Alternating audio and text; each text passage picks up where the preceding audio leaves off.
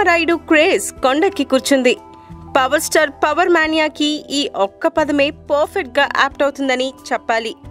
నిన్న అర్ధరాత్రి నుండే ఆంధ్రప్రదేశ్లోని చాలా ఏరియాల్లో బెనిఫిట్ షోలు పడ్డాయి. ఒక్క హైదరాబాద్లో మాత్రం ఫ్యాన్స్ కి మొండి చేయి చూపించారు. ఎక్కడ బెనిఫిట్ షోలు వేయలేదు. కారణం నో పర్మిషన్. దీనిపై పవన్ కళ్యాణ్ ఫ్యాన్స్ ఫైర్ అయ్యారు. పోలీసులు లాఠీచార్జ్ చేశారు. ఫ్యాన్స్ పోలీసులతో సైతం గొడవకి దిగారు.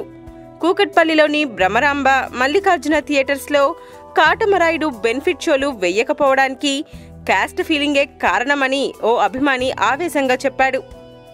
ఇదే థియేటర్లో గౌతమిపుత్రు శాతకర్ణి బెనిఫిట్ షో వేస్తే ట్రాఫిక్ ఆపేసి మరీ బాలకృష్ణ గారు, రాజమౌళి గారు ఉదయం 4 గంటలకి సినిమా చూడ్డానికొచ్చారు. అలాంటిది మా హీరో సినిమా ఎందుకు వెయ్యలేదు?